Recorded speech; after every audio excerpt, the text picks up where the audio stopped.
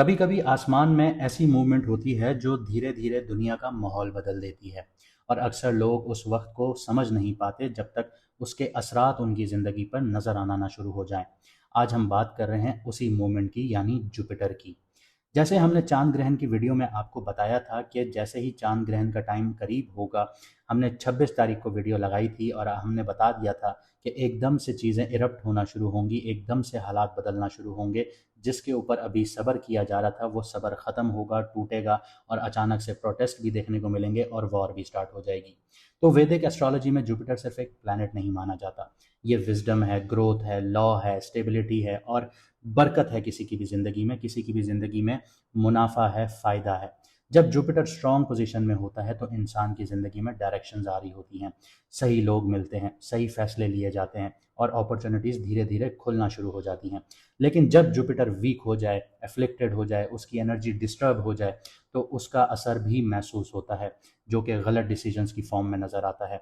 Guidance गलत मिलना शुरू हो जाती है, फाइनेंशियल जजमेंट जो हैं वो वीक होना शुरू हो जाती हैं और इंसान को लगता है कि वो मेहनत तो बहुत कर रहा है लेकिन रिजल्ट नहीं मिल रहे, रिजल्ट उसके हिसाब से नहीं मिल रहे। आखिर में पता चलता है कि वो डायरेक्शन ही गलत थी जिस पर उसने 10 साल मेहनत की या 5 साल मेहनत की या 3 साल मेहनत की। सितारों के सफ़र पर खुश आमदीद।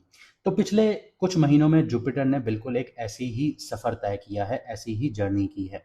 जब जुपिटर कैंसर में एंटर हुआ तो नॉर्मली ये एक पावरफुल और ऑस्पिशियस पोजीशन थी, यानी बहुत अच्छी पोजीशन थी, क्योंकि जुपिटर जो है वो कैंसर में शर्फ में होता है, उच्च का हो जाता है। लेकिन इस दफ़ा एक अजीब चीज़ हुई। ये बात हमने 30 सितंबर के आसपास जुपिटर की वीडियो में बताई थी। ये ऑलमोस्ट एक महीने तक मूव नहीं कर पाया, जुपिटर कैंसर में 0 डिग्री पर रुक गया। अब ये रुकना तो एक चीज़ ठीक है, लेकिन जुपिटर जो है वो अत्याचारी मोशन में था। अत्याचारी मोशन क्या होता है कि कोई भी प्लैनेट अपनी स्पीड से ज़्यादा तेज़ी से आगे बढ़ना शुरू करे। लेकिन कैंसर में एंटर होते ही, अपने उच्च के घर में एंटर होते ही 0 डिग्री पर रुक गया, जहाँ पे चीज़ें इरप्ट होना शुरू हुई। अगर आपको याद हो तो 2019 में भी जुपिटर अत्याचारी मोशन में था, जिसने दुनिया को एकदम से रोक दिया था। रोकने का मतलब ये था कि कोविड में आपने देखा कि पूरी दुनिया बंद हो गई। तो एस्ट्रोलॉजी की लैंग्वेज में इसी तरह की सिचुएशन जब आती हैं तो इसको अनस्टेबल पोजीशन कहा जाता है। यहाँ पे प्लैनेट उस तरह से काम नहीं करता, अपना नेचुरल फ्लो में काम नहीं कर पा रहा होता। उसके बाद 12 नवंबर को जुपिटर जो है वो रेट्रोग्रेड हो गया था, यानी उल्टा चल पड़ा था। अब इसका मतलब ये नहीं है कि वो आसमान में ही उल्टा चल पड़ा था, लेकिन ये एक मोशन होता है। रेट्रोग्रेड होने का मतलब सीधा सीधा ये है कि इसकी जो एनर्जी थी वो सीधी तरह से आगे नहीं बढ़ रही थी, बल्कि वो अंदर की तरफ रिफ्लेक्ट कर रही थी। इसी वजह से पिछले अरसे में बहुत से लोगों ने महसूस किया होगा कि उनके जो प्लान्स हैं वो डिले हो रहे हैं, करियर में मोमेंटम जो है वो रुक गया है, फाइनेंशियल डिसीजंस उनके कन्फ्यूजन का शिकार हो रहे हैं और ज़िंदगी में एक अजीब सा पॉज आ गया है। जुपिटर नॉर्मली एक्सपेंशन का प्लैनेट है। अगर ये पॉजिटिव हो तो ये पॉजिटिवली एक्सपेंड करवाता है, नेगेटिव हो तो ये नेगेटिवली एक्सपेंड करवाता है। लेकिन जब वो रेट्रोग्रेड हो जाए तो रिकंसिडरेशन और करेक्शन का फेज स्टार्ट हो जाता है। लेकिन अब इंपॉर्टेंट टर्निंग पॉइंट आ रहा है। 11 मार्च की सुबह तकरीबन 8 बजे के करीब जुपिटर अपनी रेट्रोग्रेड मोशन को ख़त्म करके डायरेक्ट हो रहा है। इसका मतलब ये है कि वो दोबारा फॉरवर्ड मोशन में आने वाला है, यानी जो चीज़ें अब अटकी हुई थी वो धीरे धीरे मूव करना शुरू होंगी। लेकिन यहाँ एक और बहुत सटल और बहुत इंपॉर्टेंट बात है जो अक्सर लोग मिस कर देते हैं। जुपिटर जब डायरेक्ट होता है तो वो तुरंत फ़ौरन से अपनी फुल स्ट्रेंथ में काम नहीं करता। उसको अपनी मोमेंटम दोबारा बिल्ड करनी पड़ती है। इसलिए एस्ट्रोलॉजी में डिग्रीज बहुत इंपॉर्टेंट होती हैं। जैसे जैसे जुपिटर आगे बढ़ेगा, यानी 7 अप्रैल के करीब जब वो 22 डिग्री के करीब आ जाएगा, तो उसकी एनर्जी ज़्यादा स्टेबल और कंस्ट्रक्टिव होना शुरू हो जाएगी। यानी असली शिफ्ट आप लोगों को तब फील होगा। जुपिटर 20 डिग्री के बाद 22 डिग्री के जोन में एंटर करेगा और यहीं से सब कुछ इंटरेस्टिंग होना शुरू होगा। अब सवाल ये है, क्या जुपिटर का डायरेक्ट होना आपके लिए एक अच्छी न्यूज़ है या फिर एक बुरी न्यूज़ है? क्योंकि एस्ट्रोलॉजी का एक सीधा सा रूल है कि एक प्लानिटरी मूवमेंट कुछ लोगों के लिए अपॉर्चुनिटीज़ खोलता है, यानी किस्मत के दरवाजे खोल देता है, और कुछ लोगों के लिए रियलिटी चेक बन जाता है। जब जुपिटर 22 डिग्री के बाद अपनी फॉरवर्ड स्पीड पकड़ेगा तो कुछ जॉडियक्स वालों को, कुछ बुर्ज वालों को, कुछ राशि वालों को बहुत कुछ दे के जाएगा। धीरे धीरे रिलीफ देना शुरू करेगा, प्रोग्रेस उनकी स्टार्ट कर देगा ज़िंदगी में। करियर में क्लैरिटी आना शुरू हो जाएगी, फाइनेंशियल प्लानिंग में स्टेबिलिटी और पर्सनल लाइफ में बहुत अच्छी अंडरस्टैंडिंग बनना शुरू हो जाएगी। ये ज़िंदगी का एक नया चैप्टर खोल देगा। लेकिन हर जॉडियक के लिए कहानी इतनी सिंपल नहीं होगी। कुछ लोगों के लिए जुपिटर का ये फेज एक वार्निंग हो सकती है, जहां एक गलत डिसीजन या ओवर कॉन्फिडेंस आपको मुश्किल में भी डाल सकता है। इसलिए आज हम डिटेल में देखेंगे कि जुपिटर का जो ये डायरेक्ट मोशन है, ये आपके लिए ब्लेसिंग बनने वाला है या फिर आपके लिए हिडन चैलेंजेस क्रिएट करने वाला है। और इसका इम्पैक्ट और ज़्यादा क्लियर तब होगा कि आपका जो बर्थ चार्ट है, कुंडली है, जायचा है, उसमें जुपिटर की ओरिजिनल प्लेसमेंट क्या है, उसका पता चले, तो आपको और ज़्यादा यहाँ पे क्लैरिटी होगी। और अगर आप लोग अपना डिटेल्ड एनालिसिस करवाना चाहते हैं, समझना चाहते हैं जुपिटर की प्लेसमेंट को, या पूरी कुंडली को समझना चाहते हैं, या जायचे को समझना चाहते हैं, तो व्हाट्सएप का नंबर आपकी स्क्रीन पर आ रहा है, आप मैसेज करके अपॉइंटमेंट बुक करवा सकते हैं। क्योंकि कभी कभी ज़िंदगी का सबसे बड़ा फ़र्क सिर्फ इतना होता है कि जो आसमान में जो सितारे हैं, ये आपको जो सिग्नल दे रहे हैं, आप वक्त पर समझ लेते हैं, या फिर जब तक समझने की कोशिश कर रहे होते हैं तब तक वक्त निकल चुका होता है। और अगर आप लोग अपना मून साइन नहीं जानते, तो कमेंट सेक्शन में अभी अपनी ओरिजिनल डेट ऑफ बर्थ लिखिए, आपको हमारी टीम आपका मून साइन बता देगी।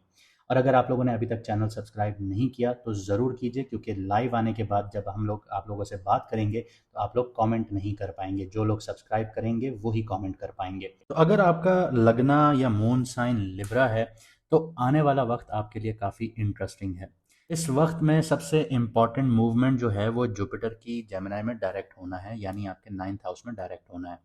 एस्ट्रोलॉजी में 9th हाउस जो होता है वो आपकी किस्मत का घर होता है, आपकी डेस्टिनी होती है, हायर लर्निंग्स होती हैं, आपकी ब्लेसिंग्स होती हैं, आपका फॉरेन होता है, यहाँ पे आपके फादर होते हैं, आपके मेंटोर्स होते हैं, गुरु होते हैं, और यहाँ पे आपका धर्मा होता है। अब काफ़ी लोग एक मिसकॉन्सेप्ट को पकड़ के बैठे रहते हैं कि धर्मा जो है वो आपका रिलीजन है। नहीं, रिलीजन नहीं है बेसिकली। ये जो है ये आपके अच्छे कर्म हैं, यानी आपका अच्छा बर्ताव है। जैसे कि कुरान पाक में आपको बताया गया है कि दूसरों के साथ अच्छे तरीके से, अच्छे इखलाक के साथ पेश आना चाहिए। ठीक है, चाहे कुछ भी हो जाए, चाहे आपका नज़रिया उससे मैच ना हो, उससे मिलता ना हो, फिर भी आपने अपना किरदार खोना नहीं है। तो यहाँ पे ये आपका 9th हाउस जो है ये आपका धर्मा है, यानी आप कितने अच्छे तरीके से अगले के साथ बातचीत करते हैं या अगले के साथ पेश आते हैं। तो ये 9th हाउस उस चीज़ का घर है। और अगर आपका ज़िंदगी में 9th हाउस डैमेज हो जाए, तो आप ये समझ लीजिए कि आपकी सारी ज़िंदगी मुश्किल के साथ गुजरेगी। तो यहाँ पे जब जुपिटर डायरेक्ट होता है, एक्टिव होता है, तो इंसान की लाइफ में अनएक्सपेक्टेड सपोर्ट आना शुरू हो जाता है, अपॉर्चुनिटीज़ मिलना शुरू हो जाती हैं। आप लोगों में से बेशतर और अक्सर फील कर सकते हैं इस टाइम पीरियड में कि चीज़ें जो पहले रुकी हुई थी, अब धीरे धीरे फ्लो में आना शुरू हो गई हैं। लक और अपॉर्चुनिटी का फेज़ है बेसिकली, क्योंकि 9th हाउस में जुपिटर सबसे बड़ा इम्पैक्ट आपकी लाइफ में एक लक फैक्टर को एक्टिवेट करता है। कुछ लोगों के लिए ये ट्रैवल अपॉर्चुनिटीज़ क्रिएट करेगा, किसी के लिए हायर एजुकेशंस के चांसेस बहुत ज़्यादा बढ़ा देगा। लर्निंग, आप कुछ करना चाह रहे हैं, स्किल सीखना चाह रहे हैं, वहाँ पे आपको बहुत सपोर्ट मिलेगी। और किसी के लिए लाइफ का डायरेक्शन जो है वो सडनली क्लियर होता हुआ नज़र आएगा। कोई फ़ॉरेन सेटल होना चाह रहा है या फ़ॉरेन ट्रैवल करना चाह रहा है, तो उसके लिए भी चांसेस यहाँ पे बनना शुरू हो जाएंगे। कई लोगों को इस वक्त में फ़ील ये भी हो सकता है कि अच्छे लोग और राइट अपॉर्चुनिटीज़ जो हैं वो उनकी लाइफ में अब एंटर हो रही हैं। कल तक जब तक जो जुपिटर है वो रेट्रोग्रेड था, तो आपको यही फ़ील हो रहा होगा कि यार ये बंदा जैसा दिखता है वैसा है नहीं, यानी उसकी अपीयरेंस जितनी मजहबी या मेंटोर टाइप है, या जितना वो धार्मिक बनने की कोशिश कर रहा है, रिलीजन को शो करने की कोशिश कर रहा है, उतनी इसके पास नॉलेज है नहीं, और जो नॉलेज ये दे रहा है वो गलत है। इस तरह के भी आपको बहुत ज़्यादा इनकाउंटर्स हुए होंगे। लेकिन अब आपको अच्छे लोग भी मिलेंगे, राइट अपॉर्चुनिटीज़ भी मिलेंगी। और जब जुपिटर 7 अप्रैल को 22 डिग्री क्रॉस करेगा, तब उसकी जो फॉरवर्ड मोमेंटम है वो स्ट्रांग होना शुरू हो जाएगी। उस पॉइंट के बाद आप लोगों को ज़्यादा फील हो सकता है कि आपकी लाइफ का जो लक सपोर्ट है वो एक्टिव हो गया है। लेकिन यहाँ पे ये भूलना नहीं चाहिए कि राहु भी यहाँ बैठा है। ये एक इम्पॉर्टेंट चीज़ है, इसको इग्नोर नहीं करना चाहिए। इस वक्त राहु जो है वो जुपिटर के साथ नज़र बना रहा है, और जुपिटर राहु के साथ नज़र बना रहा है, यानी दृष्टि बना रहा है, एस्पेक्ट बना रहा है। तो इसका मतलब ये है कि अपॉर्चुनिटीज़ तो मिलेंगी आप लोगों को, लेकिन उनमें इल्यूजन्स भी होंगे और एग्जैजरेशंस भी होंगी। एग्जाम्पल के तौर पे ऐसे ले लीजिए कि कोई प्रोजेक्ट या बहुत बड़ी ऑफ़र आपको अट्रैक्टिव लग सकती है, कोई इंसान बहुत सपोर्टिव लग सकता है, कोई फ्यूचर प्लान के लिए परफेक्ट लग सकता है, लेकिन राहु यहाँ पे जो होगा वो चीज़ों को ओवर ग्लैमरस बनाकर दिखाएगा। इसलिए आपको एक्साइटमेंट में जल्दी डिसीजंस नहीं लेने, आप लोगों ने प्रॉपर रिसर्च करके डिसीजंस लेने हैं। कोई ऑफ़र जो आपको मिल रही है जो बहुत अट्रैक्टिव लग रही है, उसके पीछे के आप वो देखिए कि उसके कॉन्स क्या हैं, उसकी नेगेटिव साइड्स क्या हैं। पता आपको तब चलेगा कि जो जितनी वो अट्रैक्टिव थी उससे ज़्यादा तो इसकी वो हैं, कॉन्स हैं, इसकी बुराइयाँ हैं। तो फिर आपको चीज़ें क्लियरली समझ में आना शुरू होंगी। सिंपल रूल सिर्फ इतना रखें कि हर अपॉर्चुनिटी को थोड़ा टाइम दे दीजिए, लेकिन इतना भी टाइम ना दीजिए कि अपॉर्चुनिटी हाथ से मिस हो जाए, लेकिन उनको इवैल्यूएट ज़रूर कीजिए।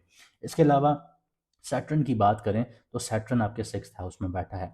सिक्स्थ हाउस जो है वो कंपटीशन का घर है, आपकी डेली रूटीन का घर है, आपकी सेहत का घर है, आपके दुश्मनों का घर है।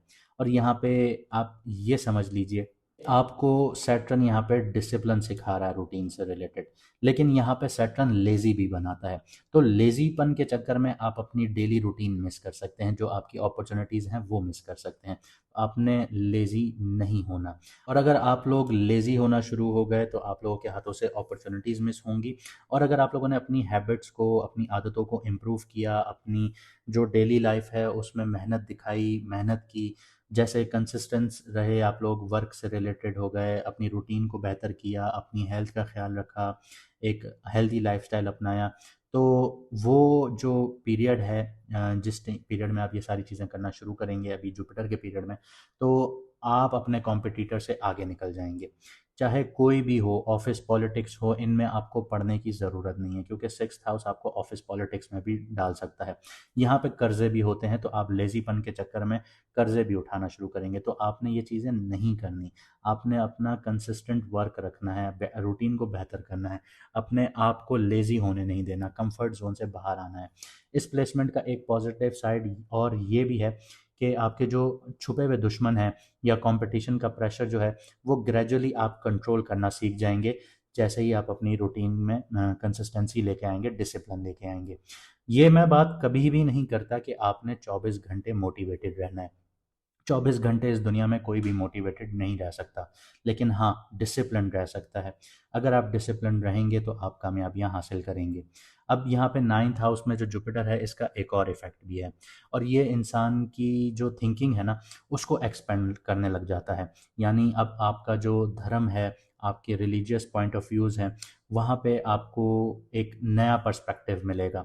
इसके अलावा आपकी स्किल्स, आपकी नॉलेज, आपकी फ़िलॉसफ़ी, ये इन चीज़ों की तरफ भी आप लोग बहुत ज़्यादा अट्रैक्ट होना शुरू होंगे कि आपको इनको गैदर करना है, गेन करना है। कभी-कभी ये फ़ेज़ आपको एक ऐसा मेंटोर या गाइड भी दे देता है, जो लाइफ़ में आपकी डायरेक्शंस को क्लियर कर देता है। तो आप लोगों के पास अपॉर्च्युनिटीज़ ही अपॉर्च्युनिटीज़ आ रही हैं। और यहाँ पे कुछ स्ट्रैटेजीज़ हैं, वो भी मैं आपको बता देता हूँ कि अपॉर्चुनिटीज़ को एक्साइटमेंट में एक्सेप्ट नहीं करना आप लोगों ने। पहले एनालाइज़ कीजिएगा, फिर उनको एक्सेप्ट कीजिएगा। रूटीन और डिसिप्लिन, इनको स्ट्रॉन्ग बनाइएगा।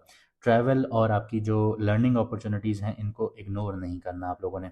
आपको कुछ सीखने को मिल रहा है, ज़रूर सीखें, उसको इग्नोर मत कीजिए। उसको बाद में डिफरेंशिएट कीजिए कि क्या गलत है, क्या सही है। अगर गलत लगे छोड़ दें, अगर सही लगे तो उसको आगे परस्यू कीजिए। लॉन्ग टर्म जो विज़न है उसके साथ ही आप लोगों ने डिसीजंस लेना है। ये ना हो कि आप अपनी ज़िंदगी के वो डिसीजंस लेना शुरू हों जो अगले 6 महीने तक ही वैलिड रह सकें। आपने लॉन्ग टर्म अब अपनी ज़िंदगी पर काम करना है कि हाँ, देखें, ज़िंदगी और मौत का किसी को भी नहीं पता, लेकिन जब आप सोचते हैं, अल्लाह ताला ने दिमाग दिया है तो आप दूर का सोच सकते हैं। तो आपने सोचना है, उस हिसाब से चीज़ें चलानी हैं। बाकी ज़िंदगी मौत अल्लाह ताला के हाथ में है। कब ख़त्म हो जाए, कब दे दे, वो अल्लाह ताला को पता है। इस चीज़ में कोई दो राय नहीं है। तो आप लोगों ने अपने विज़न जो हैं वो लॉन्ग टर्म रखने हैं, उसमें आपने ऑटोमेशन सिस्टम्स बनाने हैं कि आप ना भी हों तो वो काम करते रहें। आपकी फ़ैमिली के लिए वो एक सिक्योर एनवायरनमेंट बना के रखें। तो ये फ़ेज़ आपकी एक तरह की लक और एफ़र्ट्स का कॉम्बिनेशन है। तो जुपिटर इसका रास्ता खोल रहा है, दरवाज़ा खोल रहा है।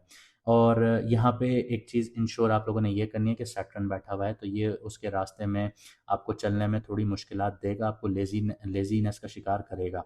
तो डिसिप्लिन और सब्र के साथ आपने आगे बढ़ना है। और इस बात को बिल्कुल भी नहीं भूलना कि ज़िंदगी में जो बड़ी-बड़ी कामयाबियाँ हासिल होती हैं, वो किस्मत और मेहनत दोनों एक ही डायरेक्शन में चलें तो मिलती हैं।